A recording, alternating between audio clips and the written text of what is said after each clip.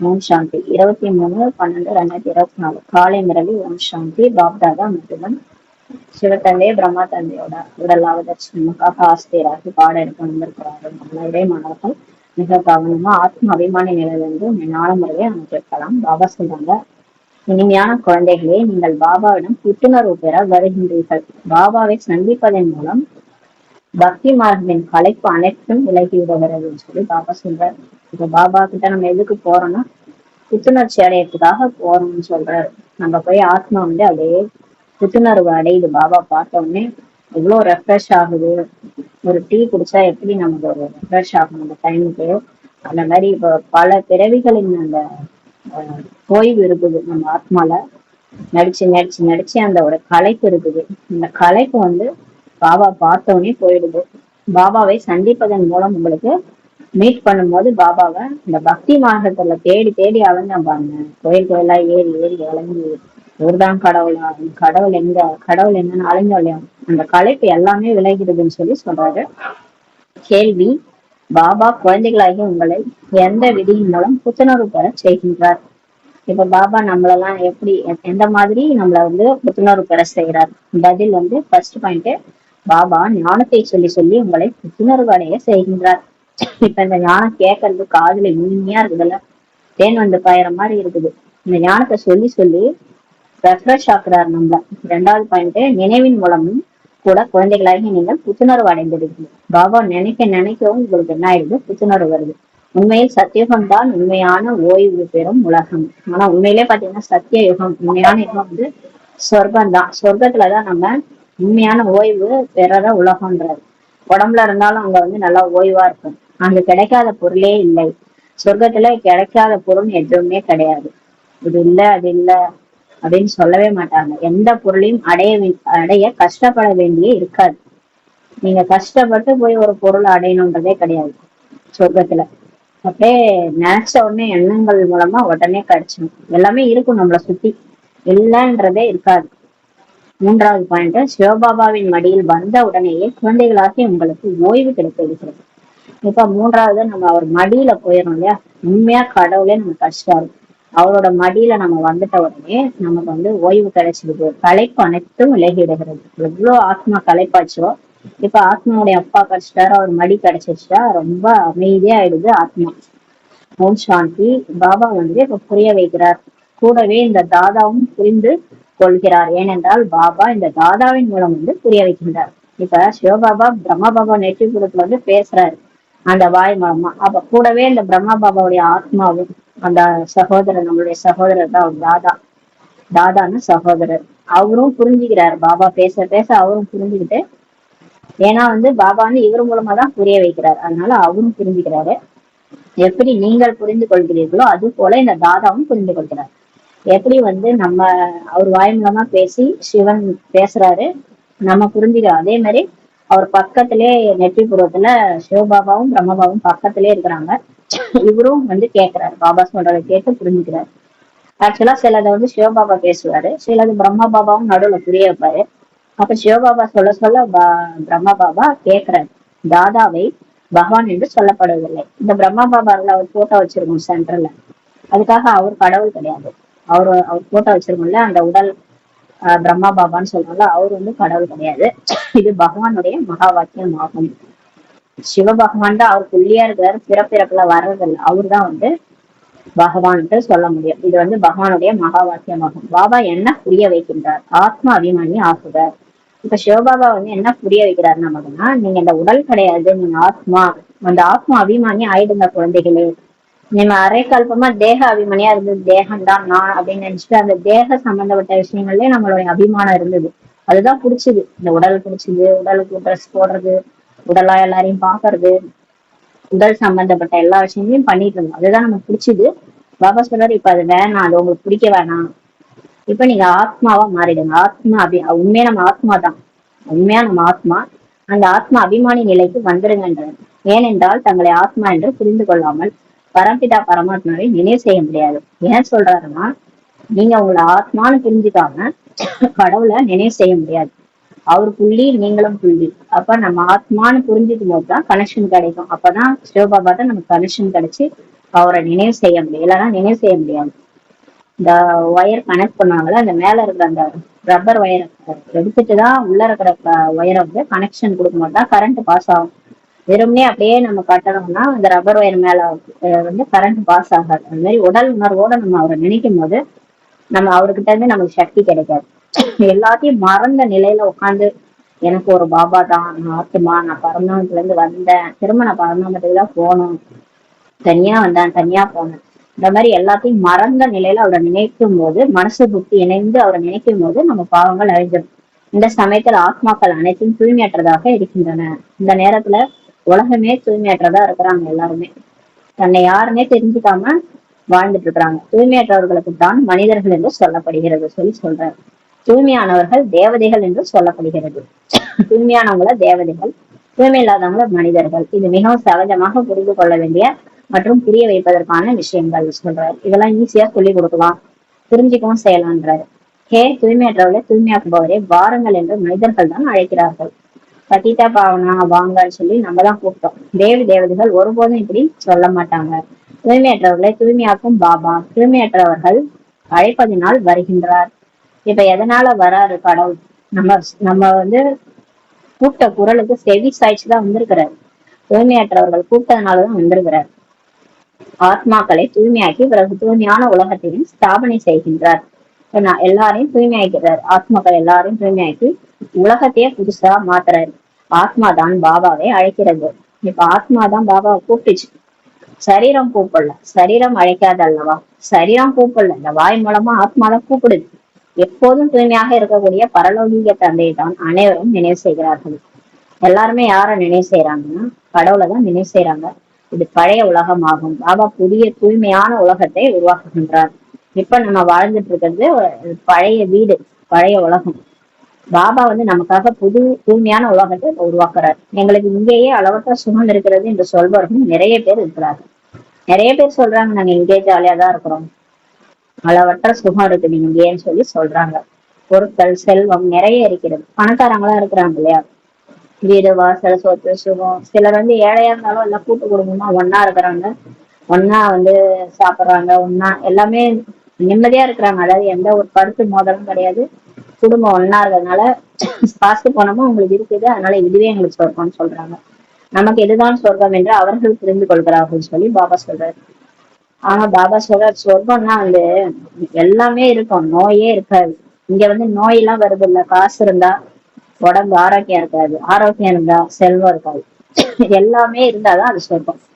அவர்கள் உங்களுடைய பேச்சை எப்படி ஏற்றுக்கொள்வார்கள்? இந்த மாதிரி சிலர் புரிஞ்சிட்டு இருக்கும் போது சொர்க்கம் வரப்போகுதுன்னு சொன்னாங்க, இதுவேதான் சொர்க்கம், சொர்க்கம் வேற திரும்ப வரணுமான்னு சொல்லி கேட்பாங்க. சிலர் இடக்கு முடக்கா பேசுவாங்க, எங்களுக்கு இதுவே சொர்க்கம், நீங்க என்ன புதுசா சொர்க்கம்லாம் சொல்றீங்கன்னு. கலியுக உலகத்தை சொர்க்கம் என்று புரிந்து கொள்வது கூட முட்டாள்தனமாகும் சொல்லி சொல்றாரு. உண்மையில முட்டாள் அவங்கதான். இந்த கலியுக உலகத்தை போய் சொர்க்கம்னு புரிஞ்சுக்கிறாங்க. இங்க எப்ப என்ன நடக்கும்னே தெரியாது. திடீர்னு வெள்ளம் வரும், திடீர்னு மழை வரும், திடீர்னு சுனாமி வரும், என்ன நடக்குதுன்னே தெரிய மாட்டேது. இத போய் சொர்க்கம்ன்றாங்க, முட்டாள் தானேன்னு சொல்றாரு. எவ்வளவு உளுத்து போன நிலையாகி விட்டது. இருந்தாலும் கூட நாங்கள் சொர்க்கத்தில் அமைந்திருக்கிறோம் என்று மனிதர்கள் கூறுகிறார்கள். குழந்தைகள் புரிய வைக்கவில்லை என்றால் நீங்கள் என்ன கல் புத்திக்காரர்களா? மற்றவர்களுக்கு புரிய வைக்க முடியாதா என்று பாபா கேட்பார் அல்லவா? இப்ப நம்ம போய் மத்தவங்க சொல்லலைன்னா நம்மள பாபா எப்படி திட்டுறாரு? நீங்கெல்லாம் என்ன கல்லு புத்தியா? மற்றவங்க போய் உங்களால புரிய வைக்க முடியாதான்ட்டு பாபா கேட்பாரு. தாங்கள் தங்கள் தங்க புத்தியுடையவர்களாக ஆனால் தானே மற்றவர்களையும் மாற்ற முடியும்னு சொல்லி கேட்கிறார். நீங்க தங்க புத்தியா இருந்தாதான் உங்க புத்தியில ஞானம் பதியும். ஞானத்தை போய் எப்பயும் எல்லாருக்கும் சொல்லிட்டே இருப்பீங்க. நீங்களும் மாறி மற்றவங்களையும் மாற்ற வேண்டும், நன்றாக முயற்சி செய்ய வேண்டும். இதில் வெட்கப்படுவதற்கான விஷயமே இல்லை. பாபா சொல்றார், ஐயோ வெளி உலகத்துல போய் நான் எப்படி இதெல்லாம் சொல்லுவேன்? அவங்க வேற மாதிரி ஒரு வாழ்க்கைய வாழ்ந்துட்டு இருக்காங்க, நான் இதை சொன்னா என்ன ஒரு மாதிரி நினைச்சுக்குவாங்களோ? அப்படிலாம் நினைக்காதீங்க, வெக்கப்படுறதுக்கான விஷயமே இல்லைன்ற. நல்லா முயற்சி செய்யணுன்றார். ஆனால் மனிதர்களுடைய புத்தியில் நிரம்பி இருக்கும் அரை கல்பத்தின் தலைக்கீழான வழிகள் ஒன்றும் விரைவாக மறந்துவிடுவதில்லை. பாபா சொல்றார், நம்ம புரிய வைக்கிறது கஷ்டம்தான். இது தினம் தினம் அந்த குழவி வந்து அந்த பூம் ஓதுற மாதிரி நம்ம ஞானத்தை ஓத ஓததான் மாறுவாங்க மனிதர்கள். ஒரு நாள் சொன்னாதான் யாரும் மாற மாட்டாங்க. ஏன்னா அவங்க மனசுல புத்தியில என்ன நிரம்பி இருக்குன்னா 2500 வருஷம் என்ன அவங்க நடிச்சு வந்தாங்களோ அந்த தலைக்கியான வழிகள் தான் எல்லாருக்கும் புத்தியில இருக்குது. அது எல்லாமே மறந்துடாதுன்றாரு. பாபாவை யதார்த்தமாக புரிந்து கொள்ளாதவரை அந்த சக்தி வர முடியாது. அவங்களுக்கு வந்து கடவுள் மேல நம்பிக்கை வரணும். இப்ப இது சொல்றது இது பேசுறதெல்லாம் யாரு, கடவுள் தான் அப்படின்றது ஊர்ஜிதமாகணும். அப்பதான் அவங்க இதுல சொல்றதெல்லாம் கேட்பாங்க. அவங்க வந்து அது எல்லாத்தையுமே யதார்த்தமா கொண்டு வருவாங்க வாழ்க்கையில. அதனால பாபா புரிஞ்சிக்காத வர சக்தி வராதுன்றாரு. இந்த வேத சாஸ்திரங்கள் போன்றவற்றின் மூலம் மனிதர்கள் கொஞ்சமும் மாறுவதில்லை.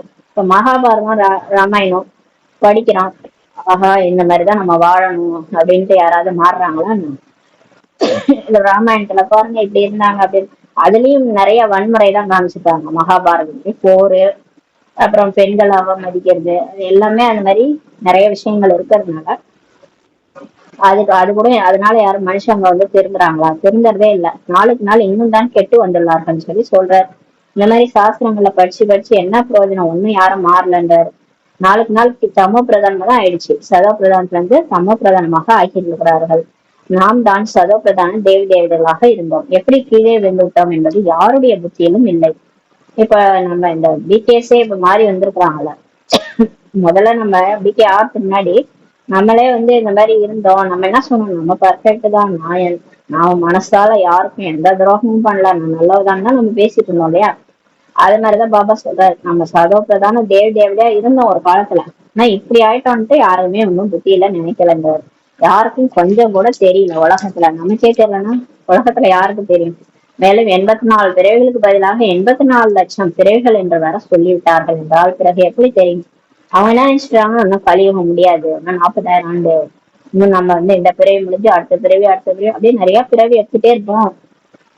டோட்டலா 84 லட்சம் பிறவி புல்லாகி பூண்டாகி கனியாகி காய் அந்த மாதிரி சொல்லுவாங்கல்ல, அந்த மாதிரி விதவிதமா நம்ம பிறப்பெடுத்து குரங்குல இருந்து மனுஷன் வந்திருக்கிறான் அப்படின்னு நினைச்சிட்டாங்க. பாபா சொல்றாரு, குரங்கள் அதெல்லாம் அந்த ரொம்ப 5 அறிவுல இருந்தெல்லாம் 6 அறிவா மாற முடியாது. 6 அறிவு ஜீவனா 6 அறிவு ஜீவன் 6 அறிவு ஜீவனாதான் பிறக்கும்.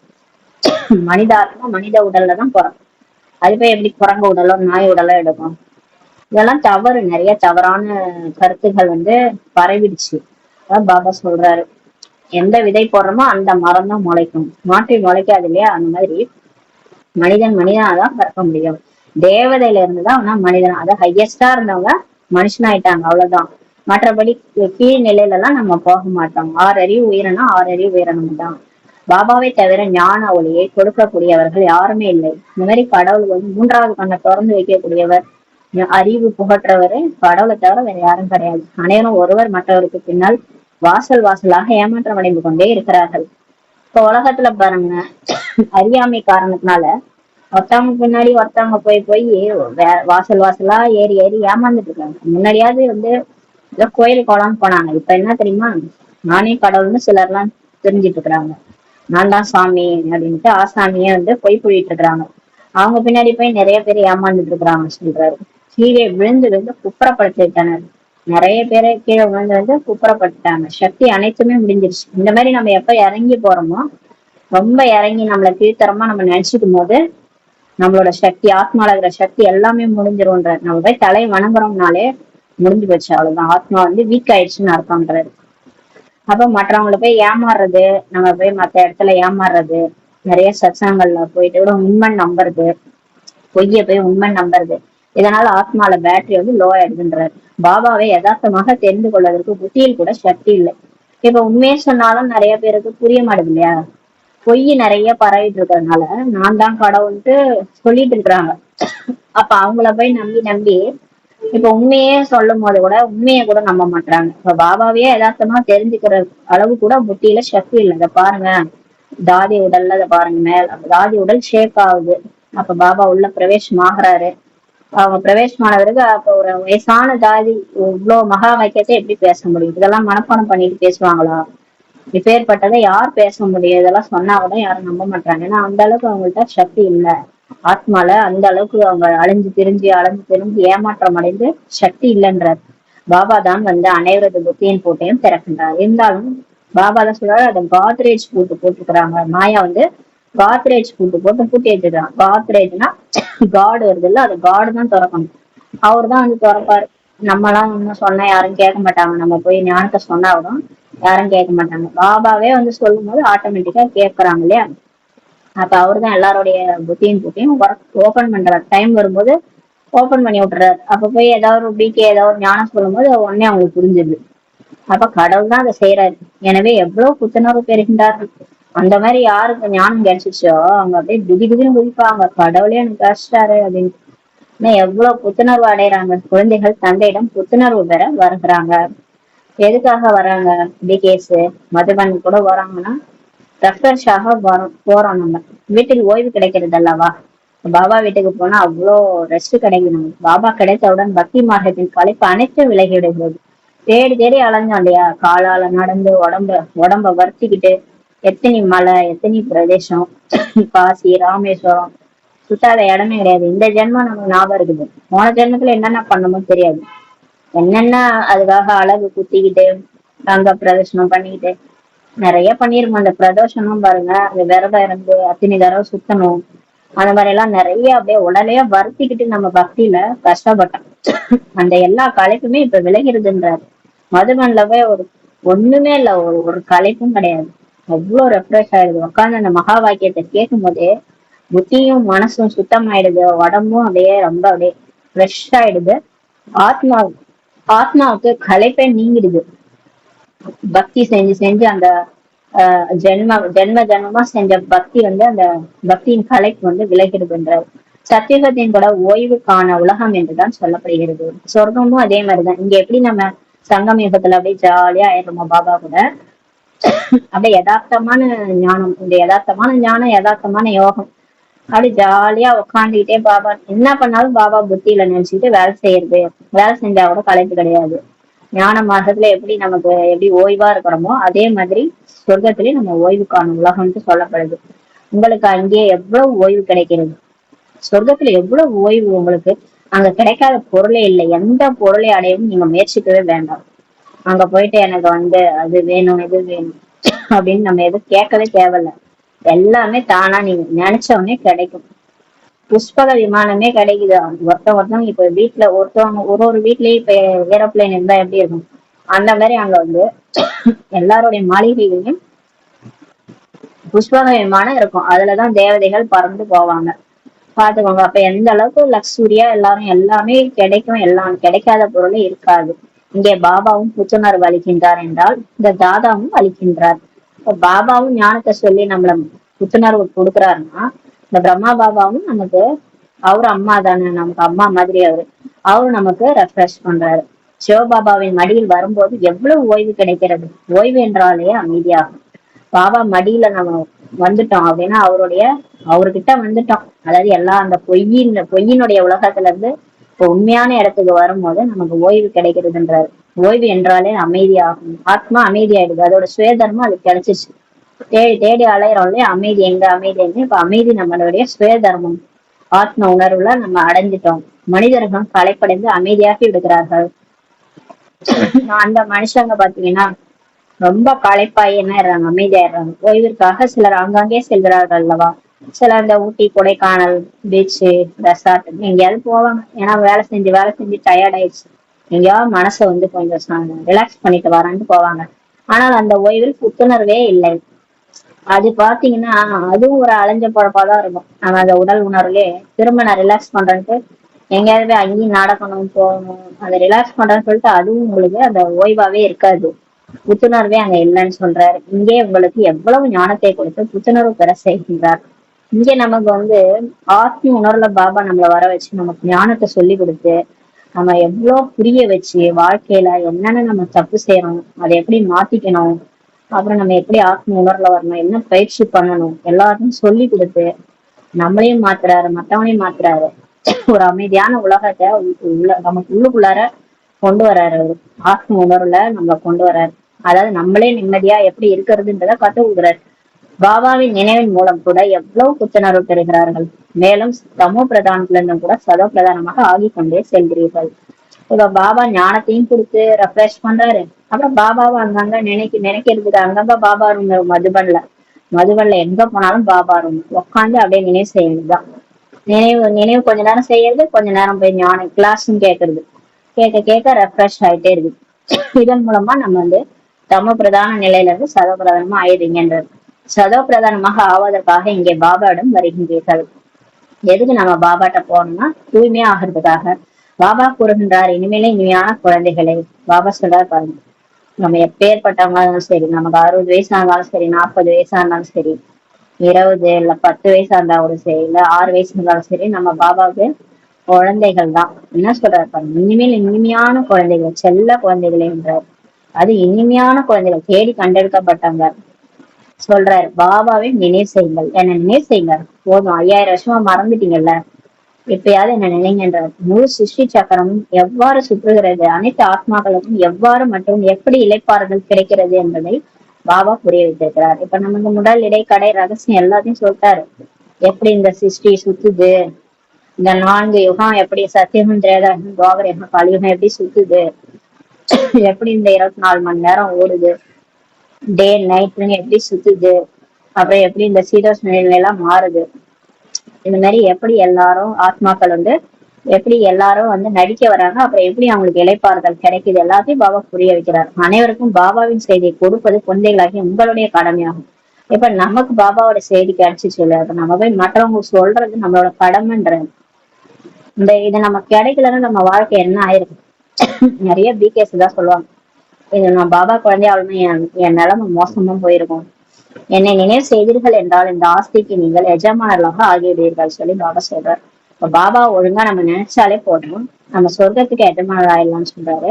பாபா இந்த சங்கமேகத்தில் புதிய சொர்க்கம் என்ற உலகத்தை படைக்கின்றார். இப்ப இந்த சங்கமேகத்துல சொர்க்கத்தை படைக்கிறதுக்காக தான் அவர் ஞானத்தை சொல்லிட்டு இருக்கிறார். நீங்கள் அங்கே சென்று எஜமானர்களாக ஆகின்றீர்கள். இப்ப நம்ம இந்த ஞானத்தை படிச்சுட்டு நம்ம சொர்க்கத்துக்கு போய் எஜமானரா. பிறகு துவாபர யுகத்தில் மாயை ராவணனின் மூலம் உங்களுக்கு சாபம் கிடைக்கிறது. அதுக்கப்புறம் நம்ம துவாபர யுகத்துல இருந்து இறங்க ஆரம்பிக்கிறது. 2500 வருஷம் நல்லா ஜாலியா சொர்க்கத்துல சோகமா வாழ்ந்துட்டு, மீதி 2500 வருஷம் இந்த காமம், கோபம், பற்று, ஆசை, அகங்காரன்றது ஒரு மாயை மாதிரி. அது மாயை, அது உண்மையே கிடையாது. அதுல ஏதோ சுகம் இருக்குன்னு அந்த நிழல் பின்னாடி போவாங்க பாருங்க, அந்த சொல்லுவாங்கல்ல அந்த காணல் நீர், அந்த காணல் நீர் உண்மை மாதிரியே தெரியாது, ஆனா பொய், அது பின்னாடி பொய் ஏமாந்தம்.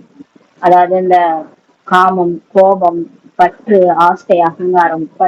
பற்றுன்றது விதவிதமா, நம்ம தேகம் மேலே நம்ம பற்று, இந்த தேகம் தான் நான் நினைச்சுக்கிறது. அப்புறம் எல்லா உறவினர்கள்லாம் அவங்களெல்லாம் தேகமா பார்த்து, இவங்கெல்லாம் என் கூடவே இருப்பாங்க, கடைசி வரைக்கும் என்ன பாத்துக்குவாங்க அப்படிலாம் நினைக்கிறது எல்லாமே பற்று. இந்த சொத்து சுகம் இதெல்லாம் காணல் நீர் மாதிரி. டிராமா இன்னைக்கு கொடுக்குது, நம்ம நல்லா இருக்கிறோம், நாளைக்கே அதை பறிச்சிச்சுன்னா உடனே உட்காந்து அழுகும். அது எது நம்ம கிட்ட நிரந்தரமா இருக்குதோ அதுதான் நிரந்தரம். அதனாலதான் பாடுவாங்க இந்த கிறிஸ்தவர்கள்னா, நீயே நிரந்தரம்னு சொல்லி இயேசுவ பாடுவாங்க. உண்மையிலே கர்த்தர் அவர் தான் நிரந்தரம், கடவுள் தான் நிரந்தரம், இது எல்லாமே டெம்பரரி தான். ஆனா இந்த பற்று இதெல்லாம் மாயை, நம்ம மாயையான உலகத்துல நம்ம மாட்டிக்கிறோம். அது நமக்கு சாபம் கிடைக்கிறது. நமக்கு எதனால சாபம் கிடைக்குதுன்னா, நம்ம அந்த மாயை வசப்பட்டு சில விஷயங்கள் செஞ்சிடும் போது நமக்கு மாயா கிட்ட சாபம் கிடைக்குது. அந்த சாபத்தினாலதான் இவ்வளவு கஷ்டப்படுறோம். எப்படி மெதுவாக முடிந்து விடுகிறது என்பதையும் பாபா புரிய வச்சிருக்காரு. அதுக்கப்புறம் பாபா சொல்றாரு, உங்களுக்கு சாபம் கிடைக்கிறது, அப்போது தூய்மை, சுகம், அமைதி, செல்வம் போன்ற அனைத்தும் முடிந்துவிடுகிறது. அப்ப பாபா நமக்கு என்னென்னலாம் கொடுத்தாரு, தூய்மை கொடுத்தாரு, சுகம், சாந்தி, செல்வம் எல்லாம் கொடுத்தாரு, ஞானத்தெல்லாம் கொடுத்தாரு இல்லையா, அந்த ஞானம் தான் செல்வமா மாறுச்சு. இது எல்லாமே இந்த மாயா வந்ததுனால நம்ம புத்தியில இந்த காமம், கோபம், பற்று, ஆசை, அகங்காரத்துக்கு வசப்பட்டதுனால எல்லாமே முடிஞ்சு போச்சுன்ற. எப்படி மெதுவாக முடிஞ்சு விடுகிறது என்பதையும் பாபா நமக்கு உடனே முடியல, நமக்கு கொஞ்சம் கொஞ்சம் இருந்தது. துவாபர யுகத்துல கூட நம்ம நல்லாதான் இருந்தோம், கலியுக ஆரம்பத்துல கூட நம்ம நல்லாதான் இருந்தோம். கடைசியா வர வர இந்த விகாரம் அதிகமாக நமக்கு கிடைச்ச எல்லாமே நம்மளை விட்டு போயிடுது. எப்படி மெதுவா முடிஞ்சிச்சுன்றத பாபா தான் நமக்கு புரிய வச்சிருக்கிறாரு. துக்கதாமத்தில் ஏதும் அமைதி இருக்கிறதா என்ன, பாபா கேக்குறாரு. இது ஒரு கலியுக இறுதி துக்கம், ஒரே துக்கம் தான். இங்க அமைதியா இருக்குதா? சரி, நம்மளே ஒரு அமைதியா உட்காந்தாகணும், நம்ம அமைதியா விடுறாங்களா யாராவது? சுத்தி உலகத்தை பாருங்க, இங்க அமைதியா இருக்க முடியுதா? எதை பார்த்தாலும் டென்ஷன் ஆகுது.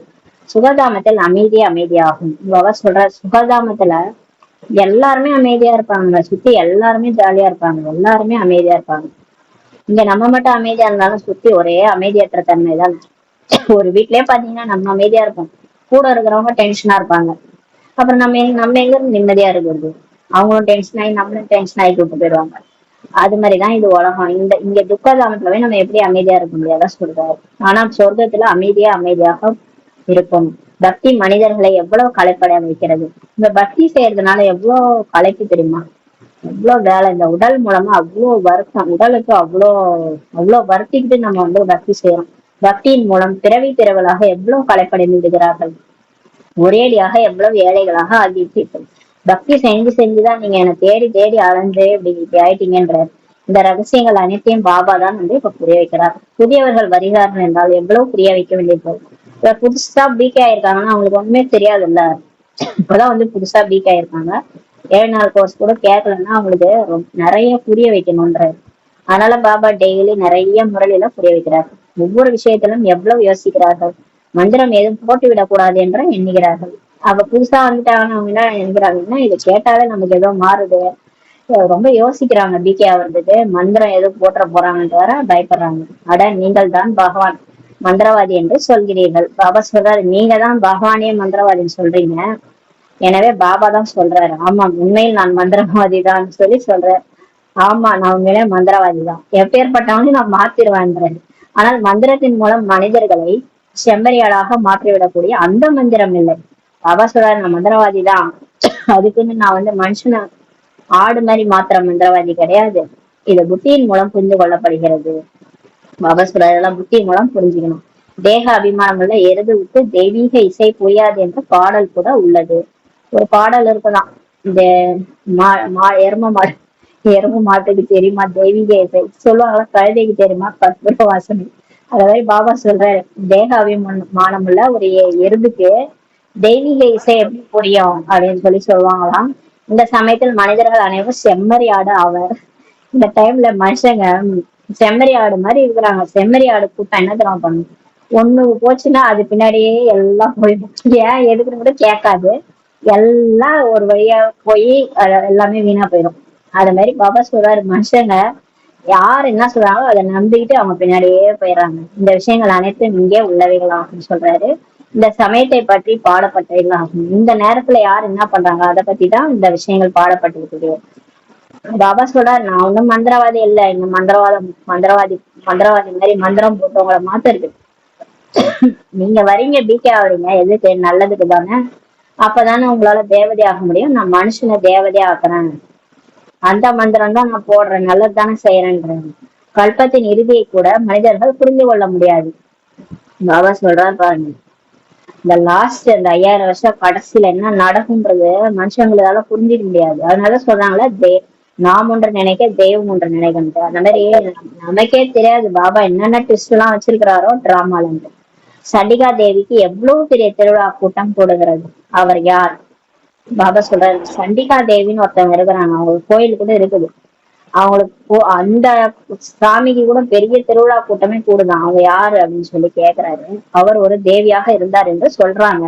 அப்படிப்பட்ட பெயர் எதுவும் சத்தியுகத்தில் இல்லவே இல்லை.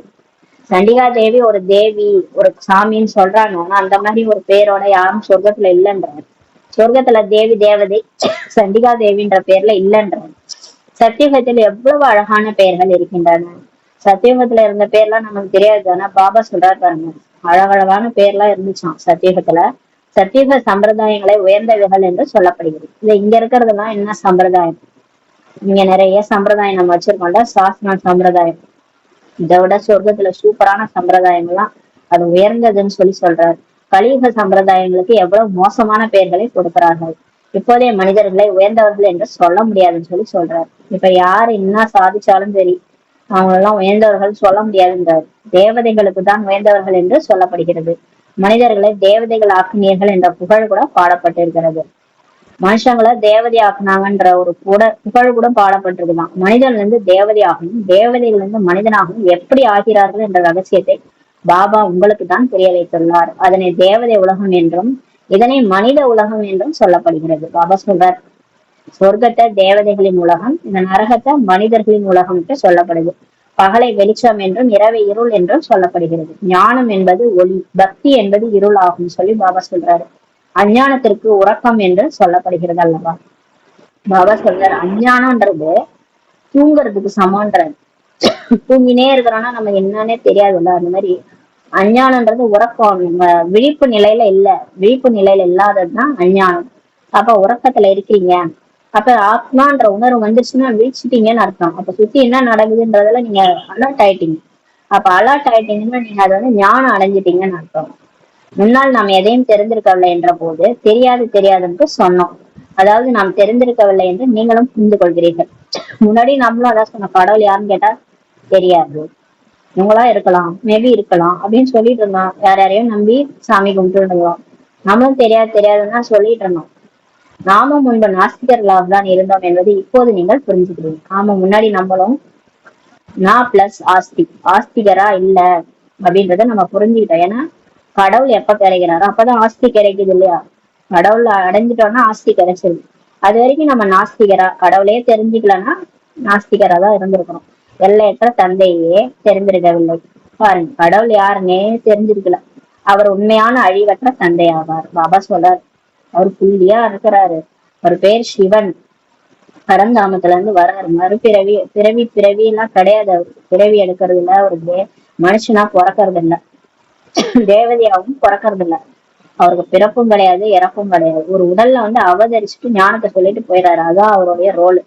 அவர் உண்மையான அடிபட்ட தந்தை ஆவார். அவரையே தெரிஞ்சுக்கலன்னா என்ன பண்றதுன்னு சொல்றாரு.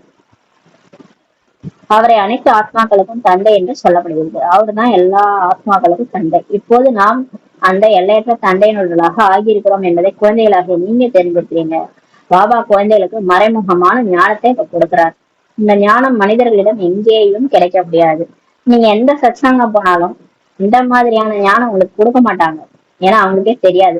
ஆத்மாவும் மறைமுகமானதாக இருக்கிறது. இப்ப ஆத்மா உடம்புல எங்க இருக்குது கண்டுபிடிக்க முடியுமா? ஒளிஞ்சிருக்குது. உயிர் உடம்புல ஒளிஞ்சுதானே இருக்கு. அது போறதையும் பார்க்க முடியல, இருக்கிறதும் தெரியல. வாய் மூலமா பேசிட்டு இருக்கிறோம், நம்ம தான் உயிர். ஆனா நம்ம எப்படி இருக்கிறோம் நமக்கே தெரியாது. நம்மள நாமளே கூட பார்த்துக்க முடியாது. அப்ப பாருங்க, இந்த உடல் எடுத்து நம்ம நடிக்க வரோம். நம்மளே மறைமுகமா தான் இருக்கணும். ஆத்மா மறைமுகமா இருக்குது. மறைமுகமான ஞானத்தை ஆத்மா இப்ப தாரணை செய்யுது. இப்ப இந்த ஞானம் எல்லாம் ஆத்மாலதான் போய் ஸ்டோர் ஆகுது. ஆத்மா தான் வாயின் மூலம் ஞானத்தை கொடுக்கிறது. அந்த ஆத்மா தான் அந்த வாய் மூலமா பேசுது, ஞானத்தையும் சொல்லுதுன்றார். ஆத்மாதான் மறைமுகமான தந்தையை மறைமுகமாக தான் நினைவு செய்கிறது. நான் பாபாவை இவ்வளவு நேரம் நினைச்சேன் அப்படின்றது என்ன அத்தாச்சு சொல்ல முடியுமா? நான் இவ்வளவு நேரம் நினைச்சேன், உங்களுக்கு தெரியுமா அப்படின்னு கேட்டா நம்மளால காமிக்க முடியாது. அப்ப மனசால நம்ம நினைக்கிறோம். அந்த மனசு எங்க இருக்குது, புத்தி எங்க இருக்குது, எதுவும் தெரியாது. நம்ம ஆத்மாவே கண்ணுக்கு தெரியாது. மனசு புத்தி எப்படி கண்ணுக்கு தெரியும்? நான் இவ்வளவு நேரம் நினைச்சேன்றத எப்படி நம்ம சொல்ல முடியும்? பாபாக்கு தான் தெரியும் நம்ம நினைச்சோமா இல்லையான்ட்டு. ஏன்னா அவருக்கு டச் ஆயிருக்கும்ல. டெலிபதின்னு சொல்லுவாங்க. நான் நினைச்சேன், நீ போன் பண்ணிட்ட அப்படின்னு சொல்லுவாங்க. அப்ப நான் உன்னை நினைச்சுட்டே இருந்து நீ எனக்கு கால் பண்ணிட்ட அப்படின்னு. அப்ப டெலிபதி. அப்ப இவங்க நினைச்சாதான் அவங்களுக்கு ரீச் ஆகுது. அது மாதிரி நம்ம நினைச்சா பாபாவுக்கு தெரியும். பாபா சொல்வார், இந்த குழந்தை என்ன ரொம்ப நேரம் நினைக்குதுன்ட்டு. நம்ம நினைக்கலன்னா பாபாவுக்கும் தெரியாது. நினைக்கலன்னு சொல்லுவார். நினைக்கவே இல்லை, போய் சொல்றாங்க. ஐயோ பாபா, நான் முழு நாளும் ஒன்னதான் நினைச்சேன்னு சொல்லிட்டு மத்த வேலையெல்லாம் பண்ணிட்டு போய் சொல்லுவோம். ஆனா பாபாவுக்கு தெரிஞ்சிடும் இல்லையா? ஏன்னா நம்ம நினைக்கல, அவருக்கு ரீச் ஆகல. அப்ப பாபாவுக்கு தெரியும் இந்த குழந்தை என்ன நினைக்கலன்னு சொல்லுவார். இப்ப மறைமுகமா தான் ஆத்மா பாபாவை நினைவு செய்யுதுன்னு சொல்றாரு. மறைமுகமா தான் நினைக்கிறோம். நம்ம நினைக்கிறது மற்றவங்க தெரியாது. அதான் சொல்றாரு, மறைமுகமா தந்தையே மறைமுகமா தான் ஆத்மா நினைவு செய்யுது. யார் எவ்வளவு நேரம் நினைக்கிறாங்களோ தெரியாது. இதை வச்சுதான் நமக்கு பதவியே கிடைக்குது. அதுதான் மறைமுகமான பதவி. பதவி கூட யார் லட்சுமி, யார் நாராயணன் ஆகுறாங்க, 108 பேர் யாருன்றது யாருக்குமே தெரியாது. கடைசியாதான் அது காட்சியா கிடைக்கும் போதுதான் எல்லாரும் நம்புவாங்க. அது வரைக்கும் தெரியாது. அப்ப நம்மள விட எவ்வளவு பேர் எப்படி நினைக்கிறாங்களோ தெரியாது. அதனாலதான் பாபா ரேஸ்ல ஓடுங்கன்றாரு. நல்லா நினைங்க, நிறைய பேர் என்ன நிறைய நினைக்கிறாங்க, நீங்களும் ரேஸ்ல ஓடுங்கன்றாரு. குழந்தைகளே, தேகாபிமானிகளாக ஆகாதீர்கள் என்று பாபா கூறுகின்றார். பாபாட்ட சொல்றார், இந்த தேகம் தான் நானும் புரிஞ்சுட்டு ஏமாந்துடாதீங்க. ஏன்னா கடைசியில தேகம் கூட வராது. 24 மணி நேரம் நம்ம இந்த உடம்பு கூட தான் இருக்கும். இந்த உடம்பே நம்ம கூட வராது. அப்புறம் வேற யாரும் நம்ம கூட வர போறாங்க? ஏமாறாதீங்கன்றாரு. தேகமே ஏமாத்திரும். தேக அபிமானத்தின் மூலம் ஆத்மாவின் சக்தி முடிந்து விடுகிறது. நான் தான் இந்த உடல் நினைச்சுக்கிறோம் இல்லையா? அதுலயே ஆத்மாவோட சக்தி குறைஞ்சிருக்கின்றார். ஆத்மா அபிமானிகளாக ஆவதன் மூலம் ஆத்மாவில் சக்தி சேமிப்பாகிறது. இப்ப நம்ம ஆத்மா நெற்றிய புருவத்துல இருக்கேன், புள்ளியா இருக்கேன், ஜொலிச்சுட்டு இருக்கிறேன், இந்த உடலை இயக்கிட்டு இருக்கிறான் அப்படின்ட்டு நம்ம நினைக்கும் போது நம்ம ஆத்மால சக்தி சேமிப்பாகும். ஆத்மா அபிமானி நிலை வந்துட்டாலே ஆட்டோமேட்டிக்கா நம்ம சக்திசாலியா மாறிடுவோம்.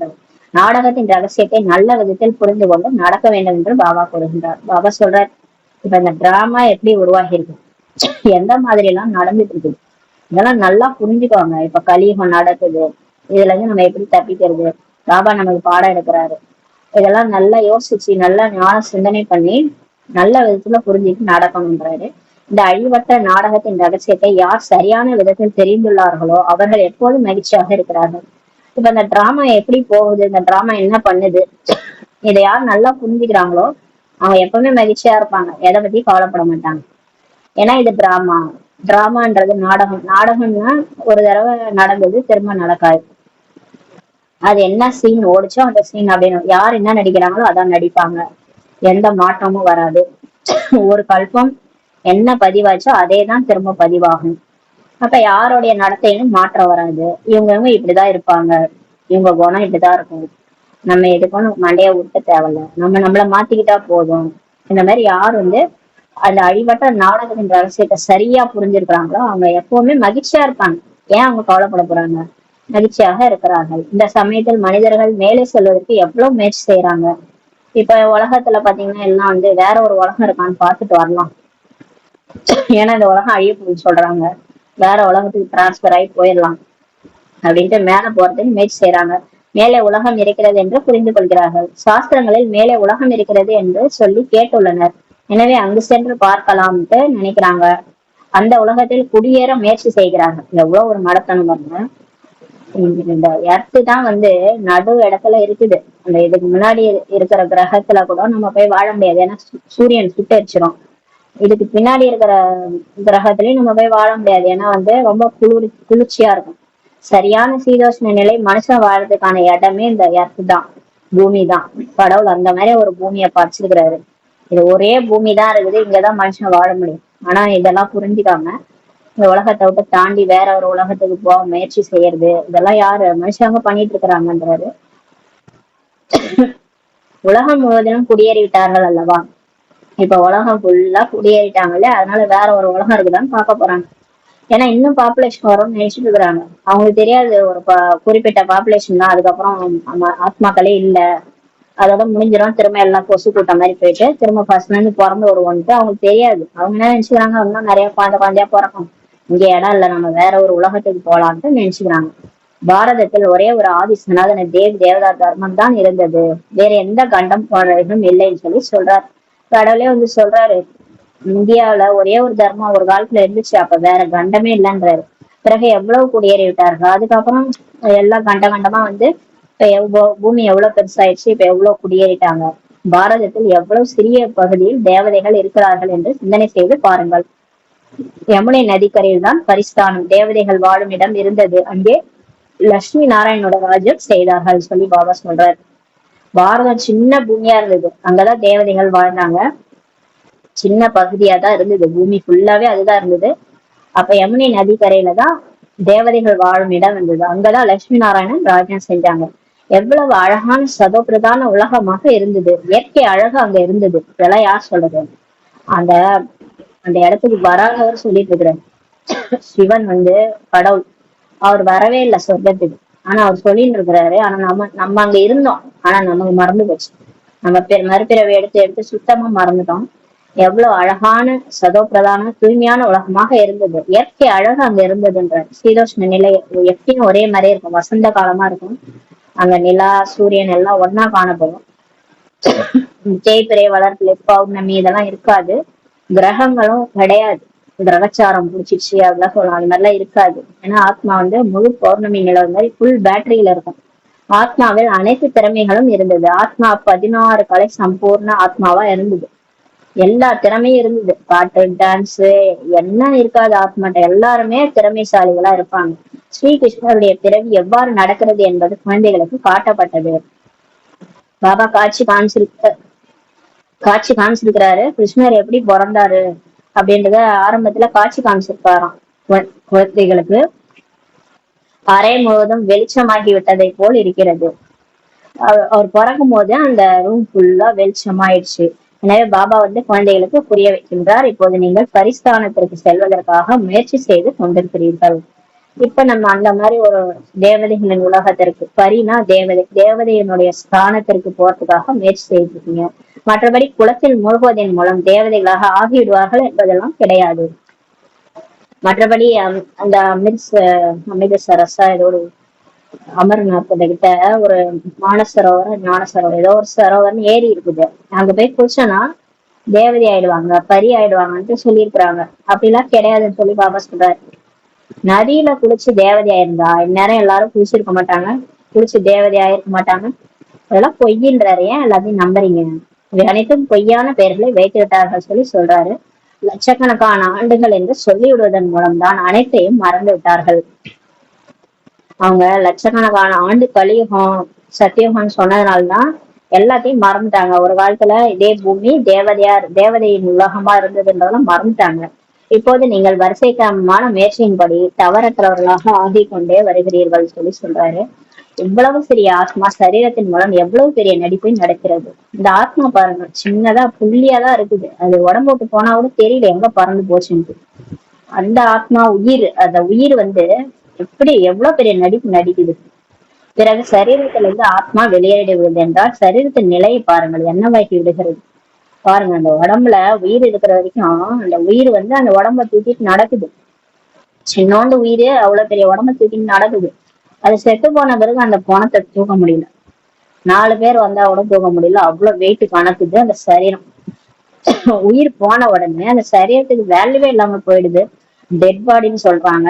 அதை தூக்குறதுக்கு 4 பேர் தேவைப்படுது. ஆனா ஆத்மா உயிர் இருக்கும் போது அந்த உடலை ஆத்மா தூக்கிட்டு நடக்குது. பாருங்க, ஆத்மா இருந்துச்சுன்னா அந்த உடலுக்கு வேல்யூ இருக்குது. ஆத்மா தான் நடிப்பை நடிக்கிறது. எவ்வளவு பெரிய சிந்தனை செய்ய வேண்டிய விஷயமாக. இதெல்லாம் புத்தியில ஓட விடுங்க, அப்பதான் நல்லா இருக்கும். இது மாதிரிலாம் சிந்தனை பண்ணும்போது ஆத்மால சக்தி வரும்.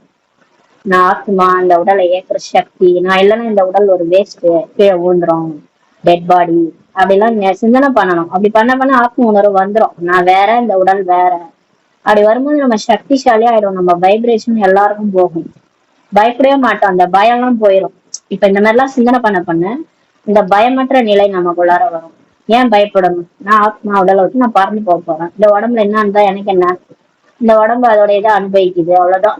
அதை அனுபவிக்க நான் வேடிக்கை பாக்குறேன், நான் வெளியே இருந்து பாக்குறேன், அதுக்கு சக்தி கொடுக்குறேன். அந்த மாதிரி நீங்க பயிற்சி பண்ணும்போது இந்த பயம் எல்லாம் போயிடும், கவலை எல்லாம் போயிடும். அந்த அதை பயமுறுத்தி வச்சிருக்கதே அந்த மாயா தான்.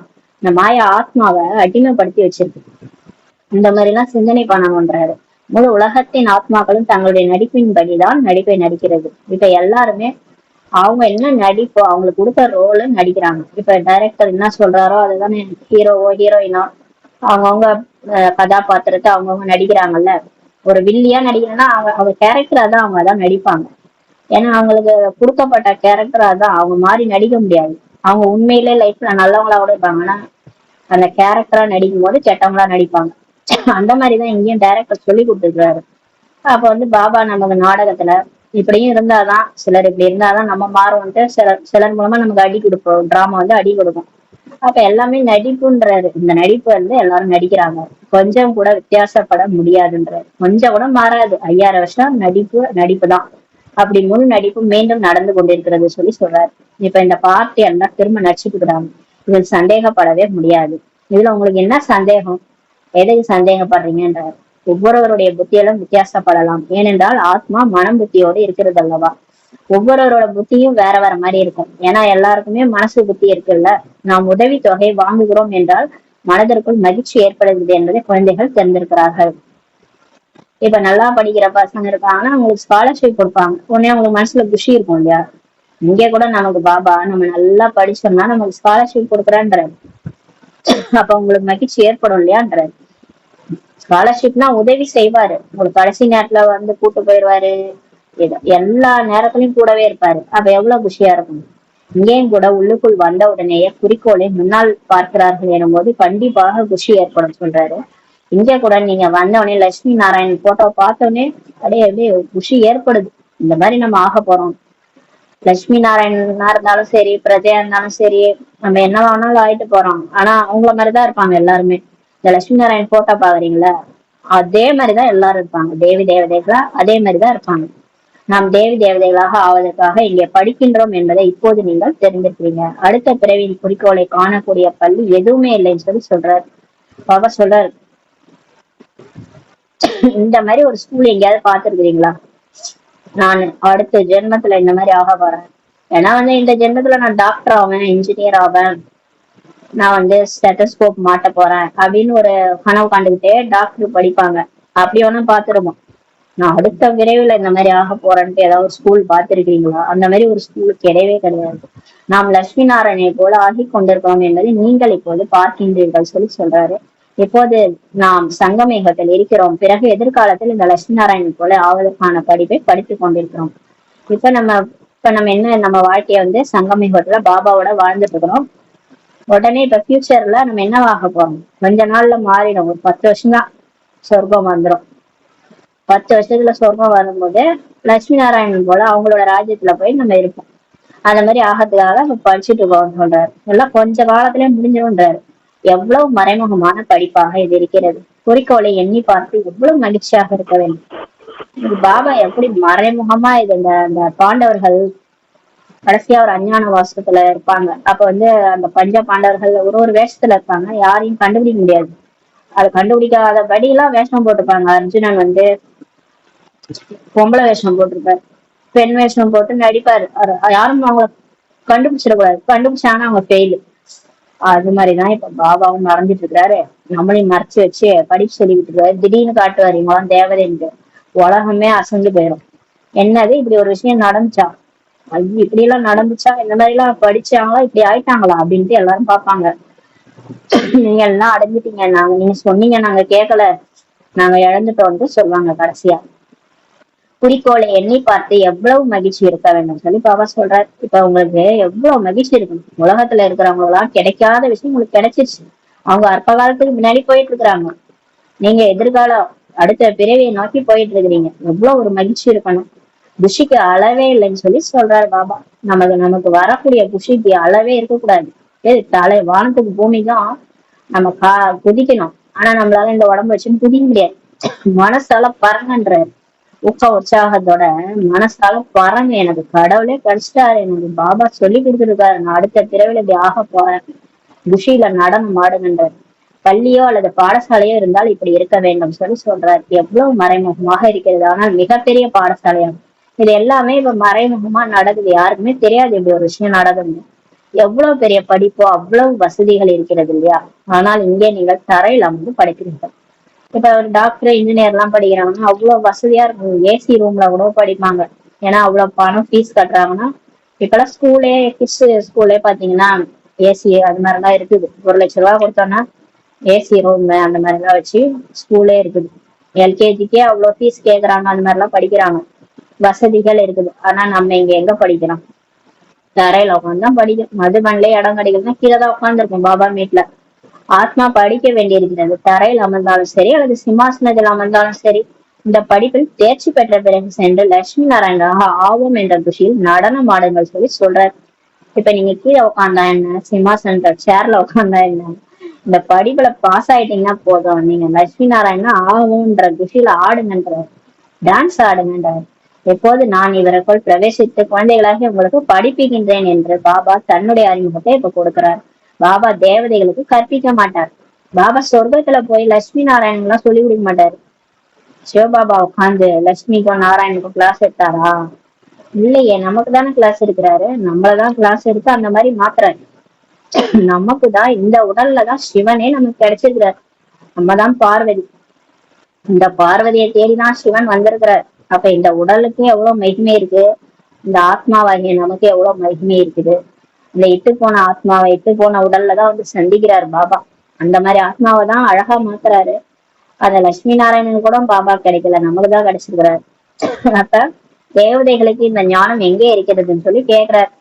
அந்த லட்சுமி நாராயணுக்கே இந்த ஞானம் எல்லாம் கிடையாது. ஆத்ம உணர்வுல இருப்பாங்க, அவ்வளவுதான். ஆத்ம உணர்வுல இருந்து அந்த சக்திசாலியா இருப்பாங்க. அந்த அந்த நேரத்துல நல்ல சக்திசாலியான உலகத்துல சக்திசாலியா இருப்பாங்க. அப்புறம் ஜாலியா சுகமா வாழ்வாங்க. மற்றபடி நம்ம இறங்க போறோம்னே அவங்களுக்கு தெரியாது. அடுத்த பிறவியே எடுத்து நம்ம இறங்கி திரும்ப மனுஷன் ஆயிடுவோன்றது அவங்களுக்கு தெரியாது. ஆனா நமக்கு இப்ப தெரியும். எல்லா ஞானமும் நமக்கு தெரியும் இல்லையா? ஞானவானே நம்ம தான். தேவதைகளிடத்தில் ஞானம் இல்லையா என்று மனிதர்கள் புலம்புகிறார்கள். இதெல்லாம் சொன்னோம்னா என்ன இவங்க லட்சுமி நாராயணுக்கே ஞானம் இல்லைன்னு சொல்றாங்க அப்படின்ட்டு குழம்பி போயிடுறாங்க. அவங்க எப்பேற்பட்டவங்க, அவங்கள போய் இவங்க இப்படி சொல்றாங்க. தேவதைகள் தான் இந்த ஞானத்தின் மூலம் தேவதைகளாக ஆகிறார்கள். பாபா சொல்றாரு, இந்த ஆத்மா தான் தேவதையா இருந்துச்சு, இந்த ஆத்மா தான் இப்ப அந்த ஞானத்தை கேட்டு தேவதையா ஆகுதுன்றத புரிய வைக்கிறார். தேவதைகளாக ஆன பிறகு ஞானத்திற்கு என்ன அவசியம் இருக்கிறது? பாபா சொல்றார், இந்த ஞானமே தேவதையாகிறதுக்குதான். சரி, இப்போ நம்ம வந்து டாக்டர் ஆயிட்டோம். டாக்டர் ஆன பிறகு திரும்ப போய் யாராவது படிப்பாங்களா எம்பிபிஎஸ்? எம்பிபிஎஸ் படிச்சுதான் டாக்டர் ஆகணும்.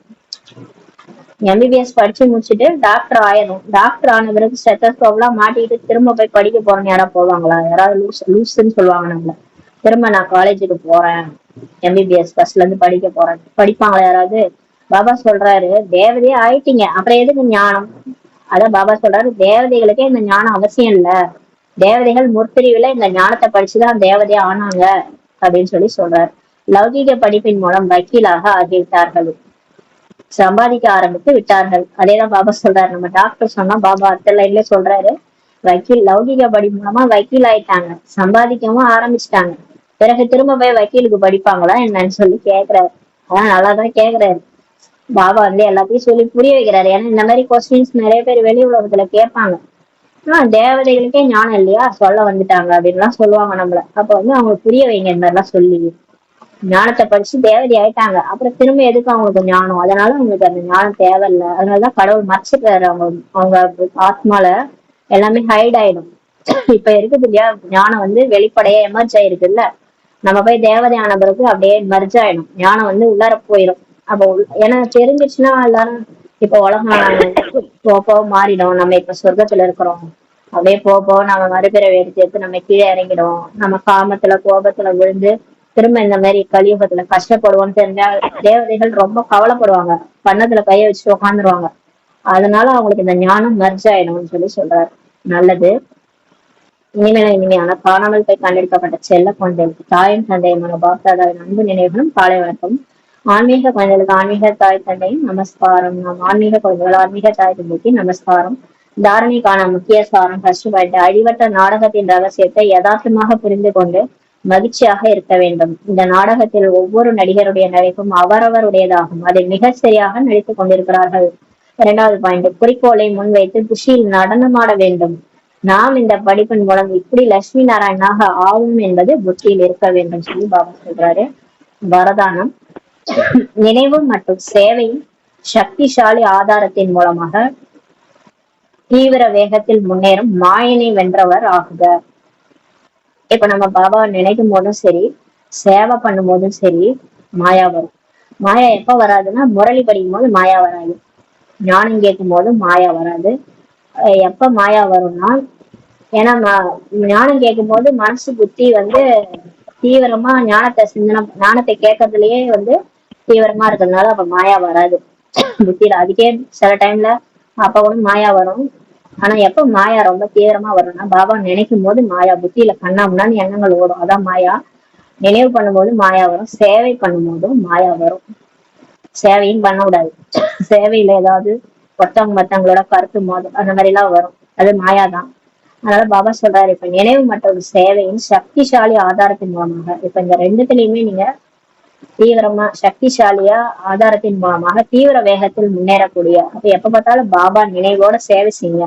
சேவை செய்யும்போது தனியா செய்யாதீங்க, பாபாவையும் கூட வச்சுட்டு, பாபா நான் நிமித்தமா இருக்கிறேன், பாபா செய்வார் என் கூட இருக்கிறாருன்ட்டு சக்திசாலி ஆதாரத்துல சேவை செய்யும் போது தீவிர வேகத்தில் முன்னேறும் போது மாயை வென்றவரை ஆக முடியும். அந்த மாதிரி ஆகுகின்ற வரதானம் கொடுக்குறாரு. பிராமண வாழ்வின் ஆதாரமே நினைவும் சேவையும் ஆகும். இப்ப பிகேனாலே அதோட பவுண்டேஷன் பாபாவுடைய நினைவு மற்றும் சேவை தான்றார். பாபா நினைக்கணும், சேவை செய்யணும், இதான் பிகே வாழ்க்கை. இவ்விரு ஆதாரமும் சதா சக்திசாலியாக இருந்தால் தீவிர வேகத்தில் முன்னேறி கொண்டே இருப்பீர்கள். இப்ப நீங்க வந்து எப்பயுமே ஒண்ணு நீங்க விட்டுட்டீங்கனாலும் முடிஞ்சிச்சு கதை. பாபா நினைக்கிறத விட்டுட்டோம்னா அவ்வளவுதான், பிகே லைஃப்ல தொடரவே முடியாது. சேவையும் பண்ணிக்கிட்டே இருக்கணும், சேவை பண்ணாதான் நம்ம சக்திசாலியா இருக்க முடியும். அதனால ரெண்டு ஆதாரமும் சதா சக்திசாலியா இருந்துச்சுன்னாதான் நம்ம தீவிர வேகத்துல முன்னேறி கொண்டே இருப்பீங்கன்றாரு. அதாவது நம்ம இலக்கை நோக்கி போயிட்டே இருப்போம். மாறாக சேவை அதிகம், நினைவு குறைவு என்றாலும் மாறாக சேவை மட்டும் செஞ்சுனே இருக்க வேண்டியது எப்ப பார்த்தாலும். சேவை, ஞானத்தை சொல்றது, ஞானத்தை மற்றவங்களுக்கு சொல்றது, டைம் வந்து அதிலேயே போகிறது. ஆனா பாபா நினைக்கிறது கிடையாது. இல்ல சின்ன சின்ன சேவைகள் வேற எதையாவது செஞ்சுக்கிட்டு அதை மட்டும் செஞ்சுக்கிட்டு இருந்தோம்னா என்ன ஆயிடும்னா, நினைவு பாபா நினைக்கிறது கிடையாது, ஆனா சேவை மட்டும் செய்யறது. அந்த மாதிரி இருந்துச்சுனாலும் நினைவு அதிகமா இருக்குது, சேவை குறைவு என்றாலும். இப்ப நினைவு வந்து பாபாவே நினைச்சிட்டு இருக்கிறது, ஆனா சேவை செய்யறதே கிடையாது. அந்த மாதிரியும் இருக்கக்கூடாது.